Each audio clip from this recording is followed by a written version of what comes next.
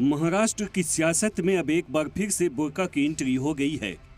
BJP leader और महाराष्ट्र हुकूमत के वजीर नीतीश राणे ने महाराष्ट्र बोर्ड की 10वीं और 12वीं के इम्तिहान के दौरान बुर्का पहनने पर पाबंदी लगाने की मांग की है, जिसके लिए नीतीश राणे ने महाराष्ट्र के एजुकेशन मिनिस्टर दादा भुसे को खत लिखा है।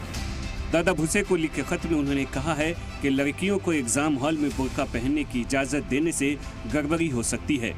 इसके साथ ही सिक्योरिटी से जुड़े मुद्दे भी पैदा हो सकते हैं। इसके साथ ही नीतीश ने खत में लिखा है कि ये तय करना मुश्किल हो जाएगा कि नकल करने के लिए इलेक्ट्रॉनिक गैजेट्स या दीगर चीज़ों का इस्तेमाल किया जा रहा है या नहीं, इसलिए इम्तिहान में बुर्का बैन किया जाए। यहाँ छात्रों का भविष्य का सवाल है, यहाँ हमारे महाराष्ट्र के भविष्य का सवाल है। इस तरीके से शिक्षा क्षेत्र में कोई भी अपना धर्म लेके आता होगा, आपको अगर आपका बुर्का पहनना है, हिजाब पहनना है, तो आप अपने घर पे, मोहल्लों में जिधर है वो तो पहनिए ना। हम किसी के परंपरा के खिलाफ नहीं है और जाना भी नहीं चाहिए। मगर अगर हिंदू छात्र आप इस तरीके की कोई हरकतें कर नहीं रही है, हिंदू को हमारे पास क्या अलग अलग ड्रेस कोड नहीं है? ऐसा अलग अलग सब अपने अपना ड्रेस कोड पहन के अगर अपने एग्जाम में बैठने आएंगे तो फिर चलेगा? नीतीश राणे के इस बयान पर सियासी वार पलटवार शुरू हो चुका है।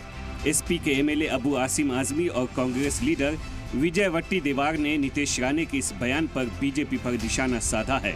इस्लाम में बुर्का लाजिम है, कुरान शरीफ में लिखा हुआ है कि जब औरतें घर से निकलें तो सर से पैर तक अपने बदन को ढांक लें। अब इस तरह की जो है नफरत वाली बातें करके हिंदू और मुसलमान को अलग करने वाली बातें रोज़ाना बीजेपी जो है एक नई चीज़ नहीं निकाल रही है कि स्कूल में बच्चियां जब एग्ज़ाम देने जाएंगी तो सिक्योरिटी को थ्रेट है, इसलिए उनको बुर्के में अलाउ नहीं होना चाहिए। मेरा कहना है कि सिख भाइयों को पगड़ी है, क्रिश्चियन भाइयों को बड़ा कपड़ा पहनना पड़ता है बदन पे। इस तरह से हर लोग अपने अपने धर्म पे चलते हैं।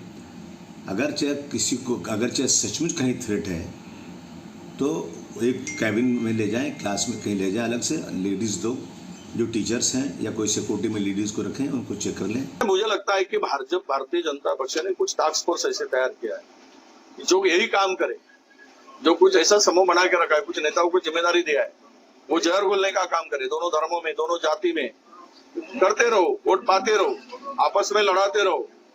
और ये जो जहर घोलते हैं तो उसके लिए सरकार की भूमिका क्या है? इस तरह दो धर्मों में झगड़ा लगाने का काम, इस तरह किसी धर्म के बारे में खिलाफ में बात करते हो। हिंदुस्तान में तुम जो ओथ लेते हो, वो तो ओथ में तो आप लोग ऐसे कोई बात नहीं कि सब कुछ साथ में एकात्मता भारत की, इसके लिए शपथ लेते हो। तो वहीं महाराष्ट्र की आवाम ने नीतीश राणे के बयान को हैरान करने वाला बताया है। कहावत आती है, नई बोतल में पुराना डर्रा। लगता है वो स्कूल कॉलेज गए नहीं है, कभी उन्होंने एसएससी का बोर्ड एग्जाम दिया नहीं है। मतलब मैं वर्ड यूज़ कर रहा हूँ, एसएससी का बोर्ड एग्जाम नहीं दिया है। उसमें वजह यूँ कि जब बच्चा स्कूल के अंदर एंट्री लेता है तो उसके साथ में उसकी हॉल टिकट होती है, हॉल टिकट गेट पर चेक होती है, चेक होने के बाद में फिर बच्चा अंदर एंट्री लेता है।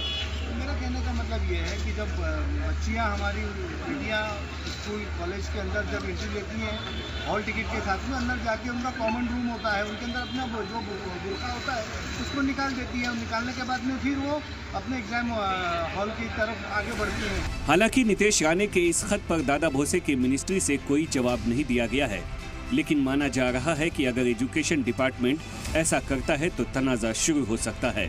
ब्यूरो रिपोर्ट, सलाम टीवी।